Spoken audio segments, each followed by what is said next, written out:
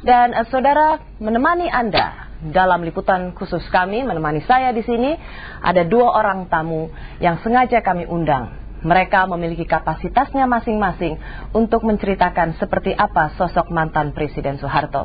Yang pertama adalah seorang budayawan, MH Ainun Najib. Mengapa saya undang kembali? Karena ia termasuk salah seorang yang disebut tanda kutip wali songo, begitu.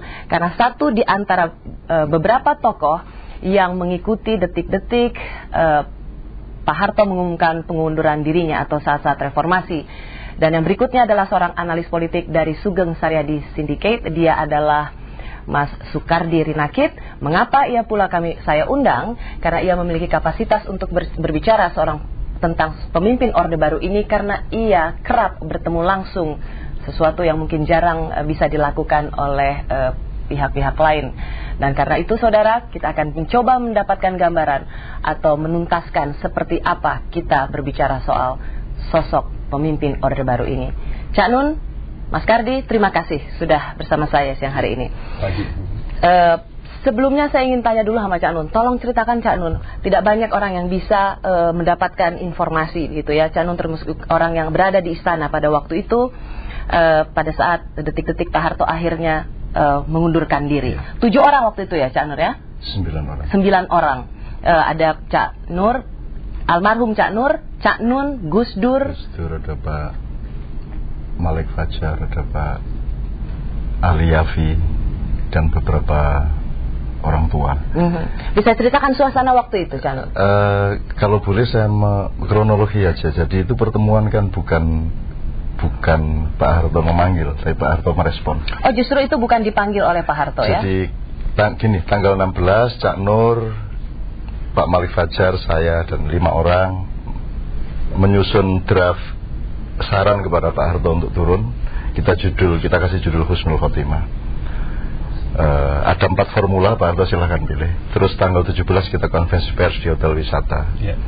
Terus tanggal 18 secara resmi surat saran untuk mundur itu diserahkan ke beliau melalui Mensesnek Pak Saidillah Mursyid.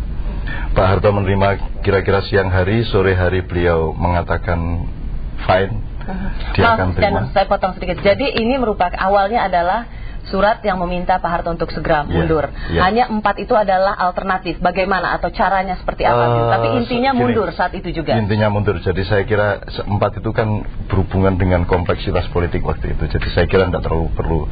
Yang penting Pak Harto mundur. Terus habis menjelang maghrib beliau mengatakan bahwa beliau setuju dengan saran itu, sehingga habis isya beliau telepon Cak Nur, saya dan seterusnya, untuk menjamin bahwa kalau dia turun itu akan aman peralihannya. Maka dia pengen ketemu sama 5 orang ini. Terus kami ngomong-ngomong, kalau gitu dilengkapi deh 9 orang sama orang-orang tua. Ada Gus Dur, ada Ali Yafi. Maaf Cak Nun, 32 tahun berkuasa, memimpin, dan ada format untuk turun saat itu juga. Begitu mudahnya keputusan itu dikeluarkan? Iya, memang karena gini, kalau hitungan saya Pak Harto itu tidak takut sama mahasiswa, Pak Harto tidak takut sama militer, tidak takut sama. Tapi kalau rakyat ngamuk, menjarah. Meskipun waktu itu gedung DPR MPR sudah diduduki. Iya, yang paling ditakuti Pak Harto kalau setahu saya itu rakyat menjarah itu. Kalau rakyat sudah out of control, itu dia sudah merasa hancur. Karena ya sudah, itu kan lambang dari dan itu ada di luar kalkulasi politik Pak Harto waktu itu. Kalau mahasiswa dia punya rumus, intelektual punya rumus, seniman punya. Tapi kalau rakyat menjarah sampai setingkat itu dia kaget, dan akhirnya dengan mudah dia menerima saran untuk turun. Pak Amin Rais memang sudah kami sepakati dalam sebuah rapat di Jalan Indramayu 14 untuk tidak ikut dalam 9 orang itu, meskipun Pak Amin tokoh utama pada waktu itu. Pertimbangannya psikologis saja. Pak Amin ini kan macan dia. Nah Pak Harto ini kan seniornya macan. Jadi kalau macan ditabrak macan, dia pasti nggak mau turun. Yang 9 orang ini bukan macan? Oh enggak, saya kan cuman tikus, Gus Dur kan tapi nggak ada kelinci kan. Saya kan cuman apa. Nah Pak Harto justru kalau dihadapi dengan cara yang kalau bahasa Jawanya ngelangkain dasi gitu ya. Jadi Raja Jawa itu jangan dipegang kepalanya di atas, gampangannya begitu. Dia harus dijunjung dari bawah. Dan Pak Harto sangat mudah. Jadi ketika kami ketemu 9 orang tanggal 19 Mei 98 itu tidak ada diskusi. Itu sudah formalitas saja bahwa Pak Harto memang akan turun, cuman ibarat orang nikah ada resepsinya gitu. Tapi sudah pasti. Jadi sebenarnya pada tanggal 21 ya waktu itu kan Pak Harto resmi mengatakan bahwa akan mengundurkan berhenti dari jabatan presiden.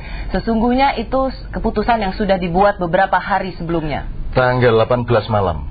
Itu sudah final. Pak Harto sudah oke, cuman harus tanya-tanya kiri kanan, ini aman enggak kalau saya turun? Harus ada transformasi yang benar. Makanya pengen ketemu 5 orang ini, terus usul-usul satu sama lain, akhirnya menjadi 9 orang. Maaf Cak Nun, sudah diminta untuk mundur, masih berpikir bahwa ini aman atau tidak begitu? Iya betul. Ini menarik ya Cak Nun. Karena mungkin ya Ros ya, karakternya Pak Harto itu hampir sama. Dia tidak pernah mau pertumpahan darah sebenarnya. Dalam arti masa itu deh. Ketika masa turun dan itu terjadi konflik, kan pertumpahan darah terjadi. Jadi karakter Bung Karno dan Pak Harto itu hampir sama. Tidak mau terjadi pertumpahan darah pada level rakyat. Saya pernah tanya itu alasan mundur. Tentu tidak banyak menguraikan tentang rakyat gitu ya, kepenjaran. Tetapi Pak Harto lebih pada anak-anak. Pak Harto, kamu pikir ketika saat Bapak, mengapa Bapak mundur waktu itu? Padahal Supreme Commander kan punya kekuatan untuk menyapu mahasiswa dan macam-macam. Pak Harto bilang, kamu berkaca nanti kalau pulang. Bisa menjadi seperti kamu gitu kan, punya handphone, pakaian rapi, calon dokter waktu itu. Itu apapun karena bagian dari keberhasilan Bapak membangun ini. Pendidikan, kesehatan mungkin di puskesmas dulu, SD-nya Impres gitu kan.